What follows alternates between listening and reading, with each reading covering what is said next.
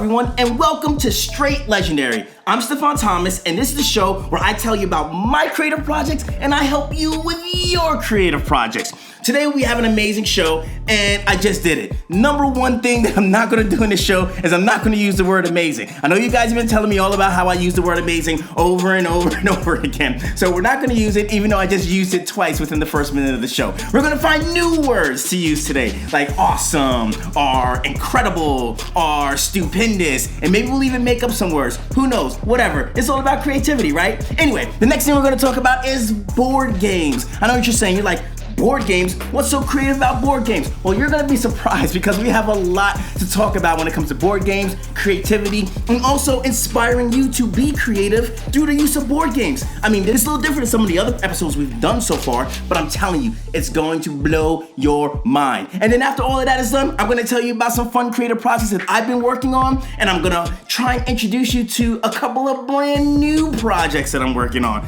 I'll be right back with more Str8 Legendary.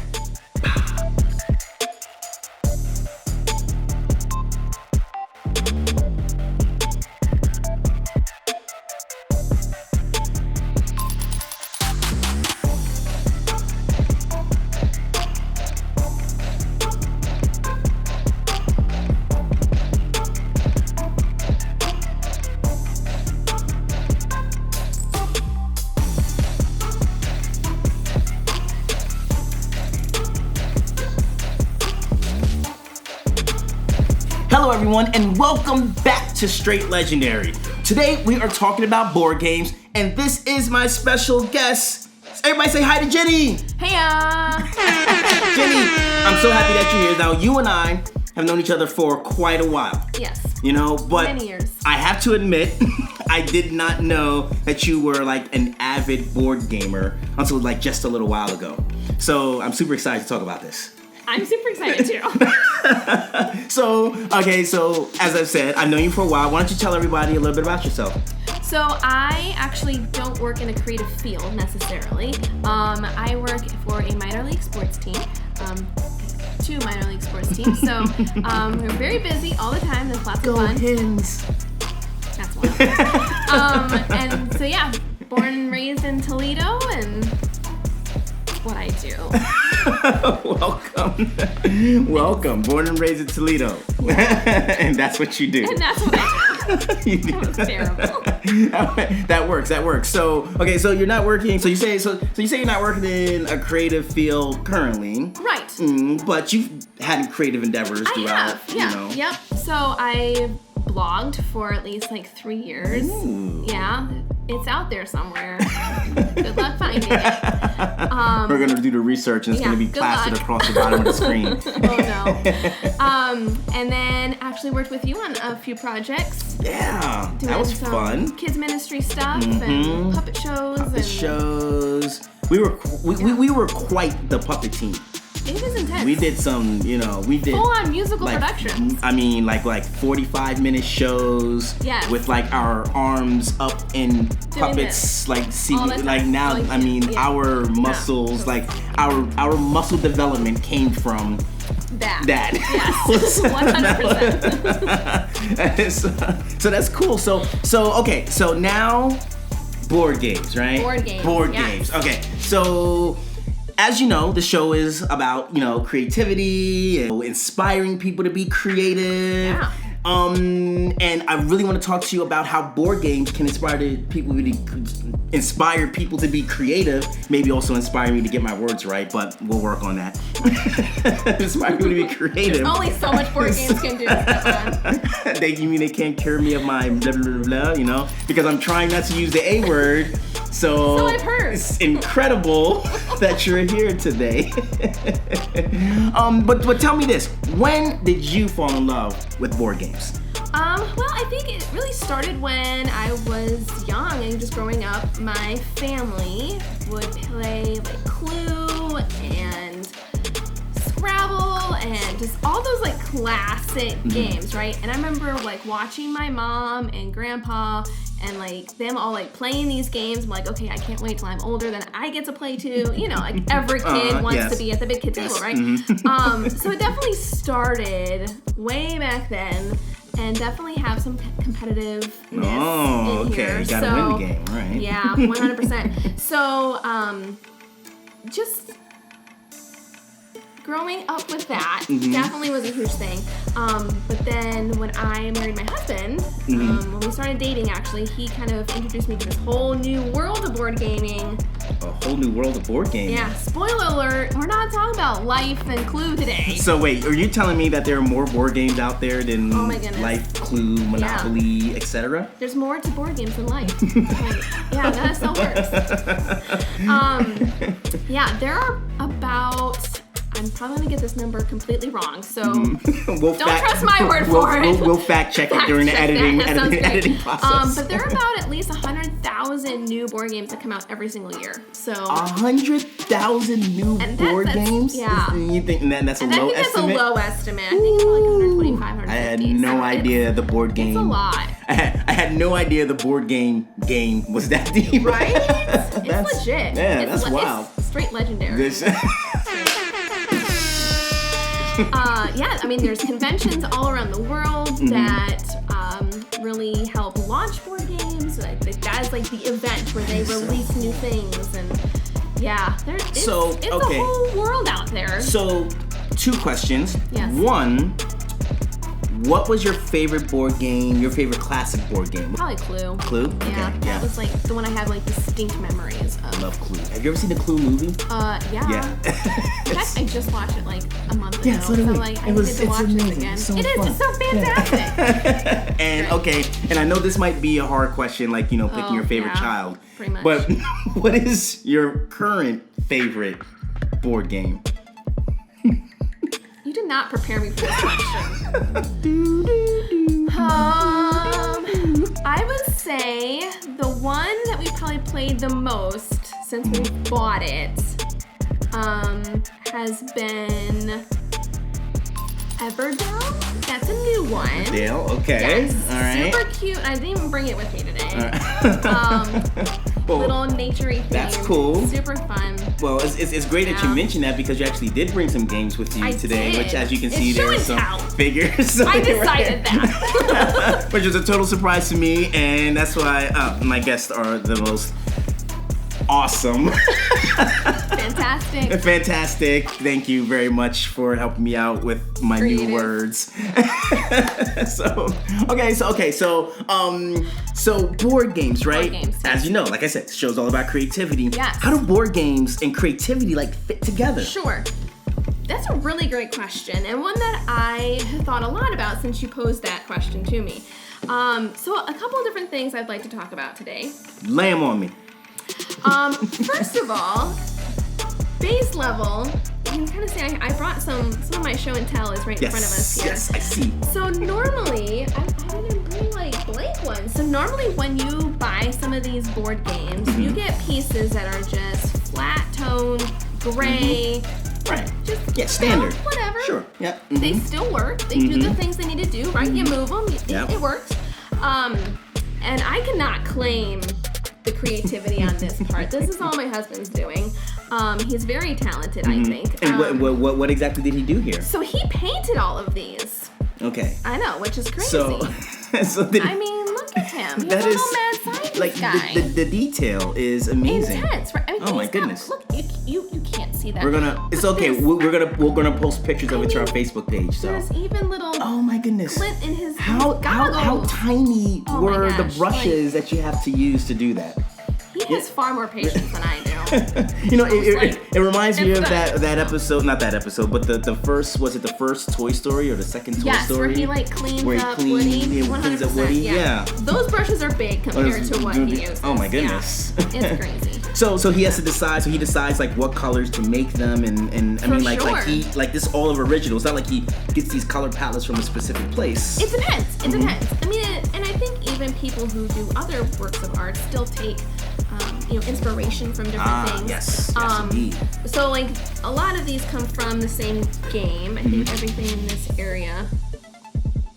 Yeah, I think everything over here all comes from the same game. So these he put him with there too. So these he actually did kind of look up to see what other people have done, or maybe what the game art actually suggests. Absolutely. And based it off of those. I mean, look at that guy's creepy. Yeah, that is very creepy. I would not want to mess with that. Oh my goodness. But, so he does get inspiration from that, but that is a way for him to kind of chill a little bit. Yeah, absolutely. Let some of his creativeness come out. So this is one way that somebody could do that. I would also say it's a lot of creative thinking, too. Problem solving. I mean, a different aspect to creativity. So like strategizing when you're playing certain games and... Yep. So I mean, if you think Risk, I think is a game that everybody can, like Risk, Yeah. you know what I'm talking about, or Access and Allies. That is a game that is strongly a strategy game. So if you think that kind of concept with different thematic endeavors and different stories and characters and... Well, I think it's interesting that you even bring, you know, the idea of that story element up, because I mean, I remember the few games that I was familiar with as a kid and continue to be familiar with now. They all come with a story. Monopoly, everyone knows Monopoly, and usually we just break out Monopoly. We just break out Monopoly and we just start playing it because we all know the rules, right? You roll the dice, you move around, and everything like that. But makes you know, cry. Exactly, when you take all their money, you know, I love playing with my kids because I just, you know, well, it used to be easier when they were younger. Now, I think they're smarter than me. Don't tell them. But I mean, but there's a story to it, right? I'm sure there's like fan fiction even out there about, you know, the Monopoly character, and just even the idea of, you know, the rich guy and taking over property and buying and selling and everything. So it's, you know, the Wolf of Wall Street, you know, or it's not. No, that's probably not it, because that's like stocks and stuff like that. But sure, but it's still a story, you be right? creative. Yeah, you be creative. You can make whatever story you want, you know. Yeah. And then even when you just think about, you know, life, right? Life is literally the story of someone's life as you're walking through it, you know? I mean, when people are creating these games, they're thinking not just about, you know, I mean, yes, definitely about the playability and the fun of it, but understanding that a story, context and story adds to the game. 100%, the whole element. So since you mentioned story, we're going to talk about a little bit more where these guys came from, because this is a game that definitely fell in love with very quickly. All right, show us and tell us. All right, I'm going to show you and tell you. So this game is these pieces are from a game called Stuffed Fables. Stuffed Fables. All right. So the quick synopsis. So tell us about it, yes. Quick synopsis. You play the characters of the little stuffies of a little girl, and it's just going through like her growing up. So the very first part of this game, and that'll make a little bit more sense as I continue to explain. The first part of this game is her first night in her big girl bed. And some crazy stuff is going down, okay? Like, there's this dude, Creepitus, who is... The dude's name is Creepitus? Right? I mean, it's in his name and it's amazing creepy. Name. I wish I would have come up with that name for one of my characters. Too late. Copyright. Too late. Okay, so, yeah, so he's just out to mess stuff up, right? But it's your job to save the day, and like you've got to protect like your little girl. Like, so that's like so is that the goal of the game? Like, is that the? Yeah, and you're just kind of working through it. So I said the first part of this game. I jumped ahead. That's okay. No, you're good. You're good. You're excited. That's great. So the first part of this game, and I say that because I'm gonna open this up a little bit. This game is unique, and these are becoming more popular in the last year and a half. And this is kind of dark. We'll find one that's not so dark. This one's better. I mean, this is a huge book. This book. Oh my goodness. There's so many pages. But this is your board game. Like, this is your board. So, here, we'll open this all the way up. So on this page, there are grid lines here, and those are your spaces that you can freely move to whatever. And there's text over here that kind of helps lead you through the story. There's some icons here that when you go there, if you choose to go there, you may choose not to go to those spaces. But if you do, something's going to trigger over here. And so it's this whole So is it kind of like story. Is it kind of like a choose your own adventure? I would say very much like a choose your own adventure. Oh my goodness. And okay, so you're saying that you okay, let me get this right. Grasp it. So yeah, so as you're playing through the game, you can move to different spaces on each of these boards, and this book is thick. It looks it's about it's like 100 pages, and each one of these pages is another board for the game. Yep. So we do something here, it triggers something, we clear the board of the minions or, whatever, we maybe flip to this page. Spoiler alert, don't fear. We're not going to show you everything because we want you to enjoy the game. But yeah, so each board, and there's different color lines, so like maybe this is an agility test, so I have to use a certain thing in order to get from this space to this space. So, but it's a choose your own adventure. So now, we've played the first chapter alone, probably like 4 or 5 times, and every time it's been different. Wow. I mean, it's like we play with different people, or even sometimes the same people, but different things trigger or don't trigger. It's the epitome of creativity. It really is. I mean, how fun is that? And the writing in here is just so fantastic. Mm-hmm. So now, I mean, you have, there's so many elements of creativity here, from the creation of the game, the story, the idea, the images, the writing, but then also from the playing of the game. Oh, because there's, for one thing, there's, like you said, creative problem solving, and then you can choose different ways to go, and then you get to follow a story all throughout the book. This is incredible. Why have I never heard of this game? It's a great game. Okay. And it's great for families. My sister, we not convinced her, it really wasn't that hard. I mean, I just showed her. They bought it for their family. Their oldest is 7, but loves to read, and so they thought this would be a fun game to play with her, and they absolutely love it. I don't have kids. We play with other adults, and we love it. Hey, there is no age restriction on the games you play, whether it's board games or video games or whatever. Right. I mean, have fun, have a good time. Fun. So yeah. It's so cool. So it's a great game. Yeah. Highly recommend this game. It's a great game. What else? What are the games? Because now, I'm getting motivated. Yeah. Like just from listening to this. I feel like I need to create my own board game now. Yeah, so. and that's a whole industry that. Yeah. I mean, I think the big buzz industry is video game designer, and I'm gonna be a graphic designer for that and do that and whatever.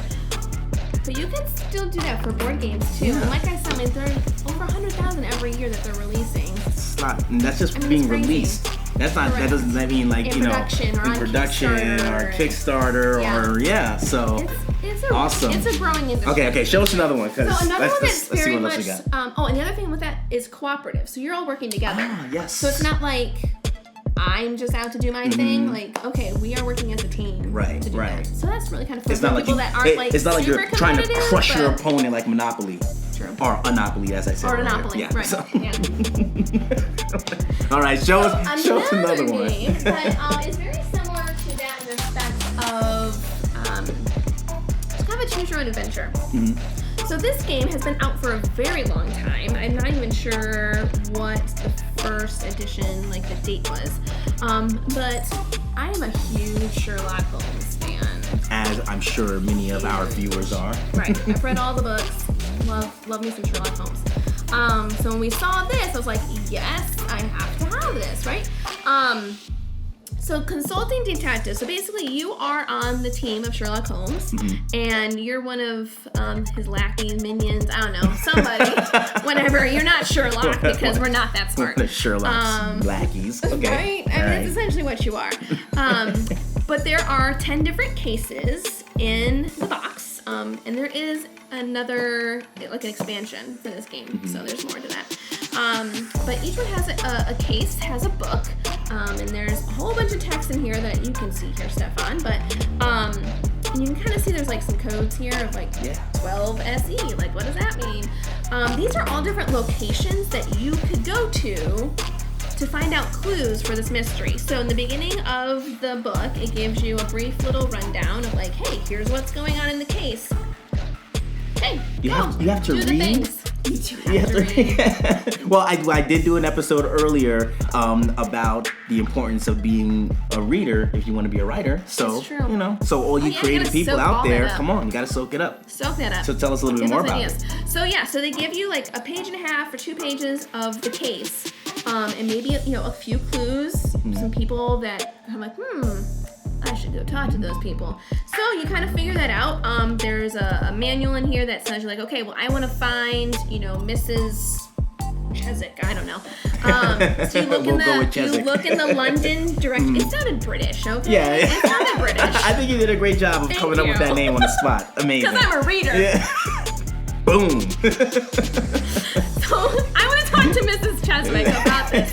So I'm gonna look in the London directory and find out where she lives. Oh, she lives at 12 SE, Southeast, Boom. right? So I'm gonna look that in this book, and I'm gonna read the things to my group, and we can decide, oh man, maybe she knew a lot, she didn't know anything, she wasn't home. Like, there's a whole bunch of different possibilities. So you could go to however many different locations you want to go to in order to try to solve the mystery. So this is another cooperative game as opposed to a competitive game? Yeah, definitely. Or you can play it by yourself. Yeah.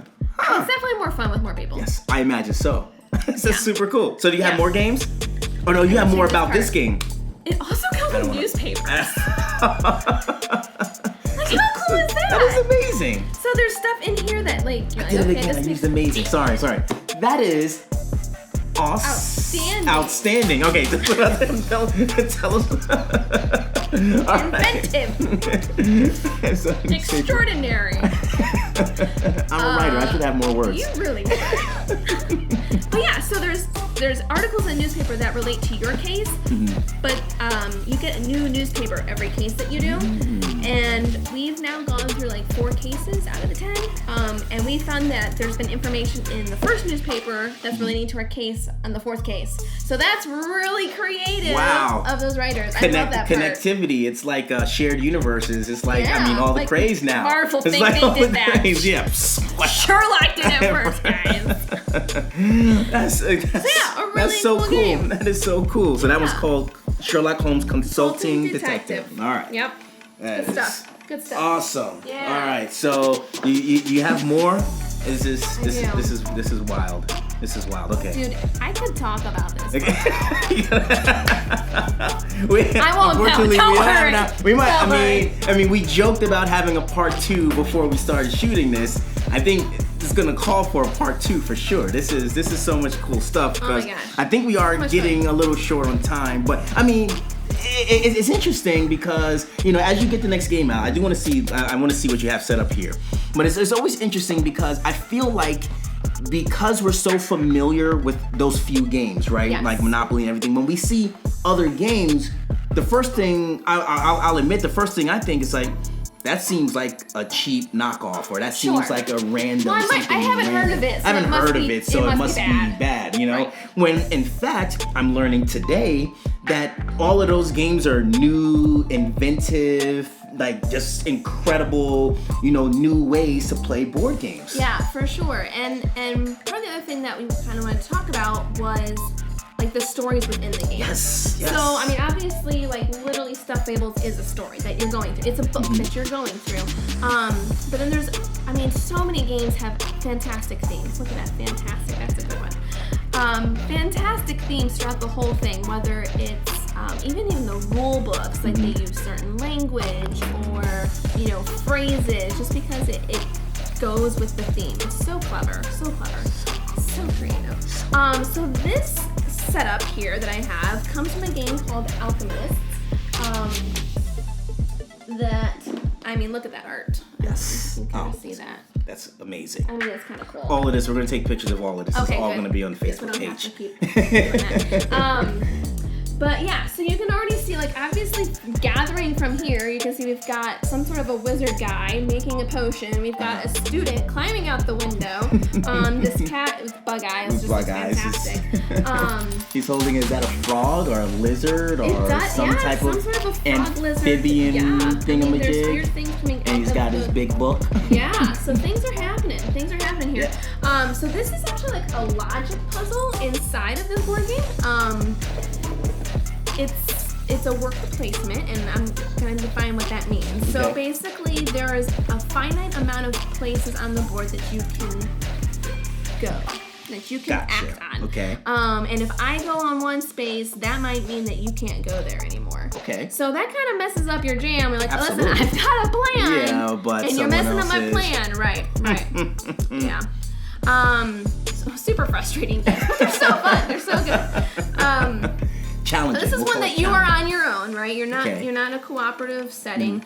So I'm gonna flip this around, but so you got like a little cauldron happening over here. So that's just kind of cool. That you got this whole story inside of this board game. And then on this side, so this is your potions that you're kind of figuring out. Like if I have this ingredient, I put them together, what do I get? Do I get a health potion? Do I get a poison? All these like different things that you can create. That goes into this. This is like so if you like Clue, like this is like the next step up, maybe 2 steps up. But this is a whole like logic puzzle, and you're trying to figure out how these ingredients interact with each other so that you can display them in the grand expo thing. It's so cool. I'm not gonna lie to you. You're kind of blowing my mind right now. I kind of figured I would. I didn't. Like I said, I have to admit, now I have brain leaking out of my ears. This is just messed up. So, I mean, there's always been that joke about board games you play them when you're bored or they're boring and everything. Like, and it's like same old. It's so not true. 100,000 games every year. And I mean, these are just like this is just some insane stuff. Yeah. It's pretty cool. You know what? I wanted to touch on something that you said. You mentioned before that one of the things that you guys do when you get a new board game is that you go to like YouTube or you find a video about how to play it. Yeah. And I mean, I can't say I'm surprised because I advocate for people going to YouTube to find out information all the time. I call it YouTube University because you can 100% right. You can find out anything. Yeah. But I just never thought of it of looking up board games, even though I'm a person who looks up video games and mobile games, and I play a mobile game and I'm really good at it. The only reason I'm really good at it is because I watch YouTube videos about it. It's so true. And but the same is true for board games, huh? It is. So it's definitely one of those areas, and like these board games aren't necessarily all like cheap. You know what I'm saying? So like it's $50, $60 that you have to put in. Yeah. And when you don't really know anything about it, like that's a lot of money just to like, I don't know, let's just buy it. That's whatever. But yeah, if something looks interesting, YouTube it. Check it out. Like there's tons of people that have done so many great things. And I don't want to say them all because I will definitely mess up and get them all wrong. So I'll give him the info and put them in the links. But I mean, there's some that we consistently watch of like, okay, so we bought this game and maybe like saw it being played, but now we have it home and we're trying to remember how that worked. So you know what? Let's just see what's on the magic internets and there you go. And it enhances Boom. the good time. Like, oh yeah, I remember that. Because and again, it ties back into something that we talked about on an earlier episode, is that if you want to be good at something, seek out other people who are already doing it. Or if you want to, it can, especially talked about it in context of writing and, different creative things. Like if you want to make movies, you got to watch movies. If you want to write, you got to read, But if you want to enjoy your board games, find other people who are playing that board game. Learn from them. Learn how to, it's not about learning how to cheat the game. It's about learning how to enjoy it more. Get the full experience. Get the full experience, because there are even classic games that I remember playing as a kid that we weren't playing correctly. Oh, yeah. Right? And then you get older and you read the rules like, oh my, what were we doing? Right. Like there's so much more to this game. But I will say too that there's a whole thing in like board gaming. There's even some games that we've like changed because like we came up with a way to play it better. And like creativity. The first edition of a game, and now they've come out with several different editions, and they've changed their own rules. Camel Cup is one that I like instantly comes to my mind. It's just a cool game where you're really easily you're racing camels in the desert, right? It's cute little meeples, little board game pieces. Little meeples. We learned a new phrase today. Meeples. Because they're camel shaped. They're my favorite. But yeah, like so we just kind of changed the game around a little bit, and it's house rules. So that's just kind of how. So like if we're teaching somebody new, we're like, hey, here's how you normally play the game, but here's how we do it now because we thought this was a lot more fun. Yeah. So there is like that flexibility in board gaming where you do have that capability to put your little twist. I have to say, I mean, I am surprised at how much creativity like goes into board game playing. I mean, I think maybe it was that I thought of board games as old-fashioned, or you see like a new edition of Monopoly every year. Oh, for sure. So there's a Toledo one. Right, yeah, which I've heard. Own it. Which I've heard, But then you think to yourself, well, is Monopoly the only game that's like, advancing and moving up? And then every once in a while, I'll see like a new decorative version of like Connect 4, and I'd be like, ooh, I didn't know they updated Connect 4. Sure. And I'm thinking like that's the only thing, but you're here telling me that first of all, there's over 100,000 new games a year. That there's all these different creative ways to play them. There's all these different creative ways to create them. There's games that you could take games that exist and do your own creative spin on them, and like they can just inspire creativity in whoever's playing them. For sure. I mean, especially like the different characters that you get to play. Mm-hmm. I mean, these characters all have different personalities that like I always like to play Right, him, you can and my identify husband with always them. likes to play him. Like that's how we work. Right. And not to mention the whole kind of artistic aspect also that you guys have added to it. Yeah. And that a lot of people do. So. Yeah. Oh my goodness. So one more thing. One more thing. Yes. Real quick. There's so much. Come on. I Tell me. So a whole nother thing that I think has maybe changed a lot in the past, maybe 10 years, is role-playing games. Yes. So, ready? I'm gonna push my nerd glasses Come up. on, do Dungeons and Dragons. Oh, I said snap. it. But that was like it. Back in the 80s, like that's what it was. Like Dungeons and Dragons. And you just everyone who played role-playing games. And guess what? All of you just pictured in your head. People in a basement, all stanky, guys and nerds and everything, or nerds right, and nerds and all that stuff. So, yeah. but you're So telling no, me that the game playing community in Dungeons and completely Dragons is way it's different. completely different. So just take away all those preconceived notions. And that's where some of this stuff comes in. So this is a character that I am currently playing in one of our campaigns. Wait, hold on a second. A character you're currently playing? Like, Yes. This is an ongoing... A campaign. So it's based off of one of the campaigns that Dungeons and Dragons, like the official company, has written. But then my husband is our dungeon master, and he actually like writes a lot of the filler in between stuff. Like, oh yeah, so they just kind of had you do this, but I totally wrote this whole thing. So he gets through this whole like creative thing, but then 4 or 5 of us get to come around a table and portray these different characters. I mean, my character is just snotty as all get out, like, and that's definitely not who I am. So it's really kind of fun just to play that type of a person where it's just like, okay, I'm here for me, and so whatever we're gonna do is because I want to do it and not necessarily to help the group. So it's really cool that you get to be some of those characters, or a ranger, or get to. That's another creative outlet. Another one that I also encourage here on Str8 Legendary is the idea of, if you want to do some creative writing, but you don't want necessarily, but you either don't have the time or the capacity to maybe come up with your own, super original story. You can take stories that already exist and play with those stories. You have the framework, you have the pieces. I mean, that's a lot of what fan fiction is. Yes. A lot of people make short films based on films they love. Yeah. A lot of people take books that they've read and they write their own, their own versions of those books. Even in Hollywood, when someone wants to become a TV writer, they are asked to submit a spec script for a show that already exists. Like, I mean, even if you want to be a big-time Hollywood writer who does original stuff, the first thing they ask you to do is take someone else's work, rework that, and if you get hired to be on a TV show, guess what you're going to be doing?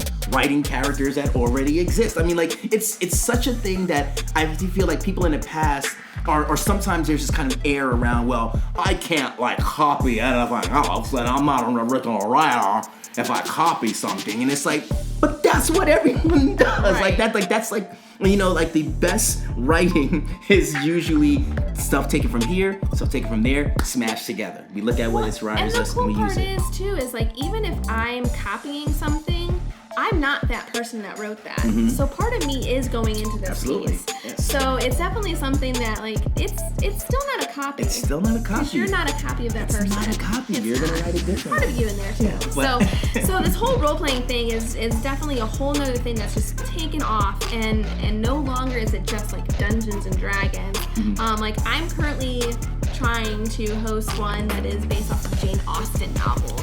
So that's right. I know we have some Jane Austen fans out there. Yeah.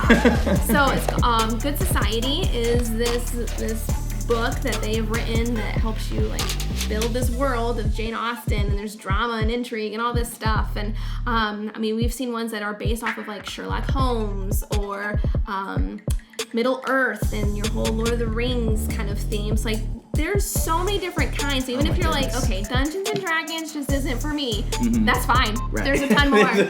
Pathfinder has a whole like star, sci-fi universe. So this is I'm gonna amazing. Shout out my teacher. Oh my goodness, yeah. So this is from one of our podcasts that we listen to, my husband and I. It's Sneak Attack. So shout out to Sneak Attack. Just a group of friends that put on a podcast of them playing Dungeons and Dragons. And it's all, so the first season, first volume, I should say, they're on volume 2 now, was all just original work by Reed, who is a fantastic writer. And just being able to listen to that is just, it's very inspiring. So I want to thank you for being here. Thank you so much. This has been really fun and awesome and incredible and not amazing. No. This has been great. And we're going to take a quick break and we'll be back right after this.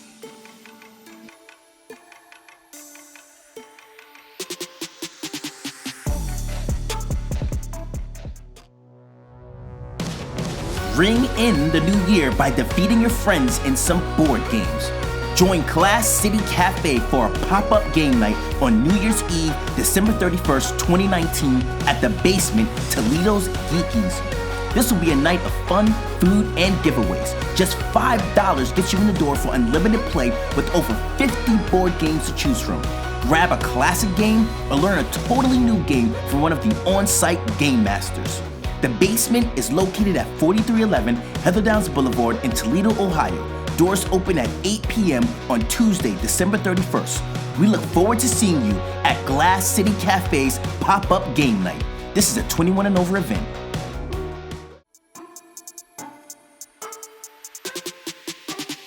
Hey everyone, welcome back to Str8 Legendary. I like to thank my guest, Jenny, for coming and talking about board games. Like I said, my mind is pretty blown and I can't wait to jump into a board game, and I'm gonna have her hold me accountable and have her say, hey, have you played any board games lately? And we're definitely gonna have Jenny back because we have so much more to talk about that we didn't even get to. Stuff that we talked about, off screen and during the break and before there's so many cool things here, and I really think it plays into the creativity theme of this show. And so I hope it inspired you. I hope that you are excited about playing board games, and I hope that you look up all this incredible stuff that we mentioned in the episode. So before we get out of here, I just gotta tell you, the Creative Extreme, the company I've been working on with my friend Chris, we are in the process of putting out some brand new content. You gotta check it out. I want you guys to really look at the story Whisper. We just released a story called Whisper, and it's a series of stories, and it's about a woman who slays dragons, and she's the only person on the planet who has the power to slay dragons. Everyone else is just, it's not good for them. But it's a great story. I want you guys to check it out. You can find it at www.thecreativeextreme.com. And you can also find all of our other characters, all of our other books, all of our other stories. We have a ton of stuff there. You can also find work from me at www.stephanthomas.com. You can also find out about how I do some creative freelancing. So if you need some help on something that you're writing, you can hit me up. And that's everything from stories to even academic papers. You need help with your personal statement? I got you covered. Anyway, so thank you so much. Follow Str8 Legendary on YouTube and on Facebook. You'll be able to find a bunch of pictures and a bunch of links from all the stuff we talked about with the board games, as well as other creative things that I'm involved in, other creative people who I've worked with. So much creativity going on, and just so much inspiration. I'm inspired every day by a lot of these amazing people who I'm connected with, and a lot of these great people who I get to talk to. So check us out, Str8 Legendary Facebook, Str8 Legendary on YouTube, and I am so excited that you joined us today. This is Str8 Legendary, where imagination without limitation is the only expectation. The legend grows. Huzzah!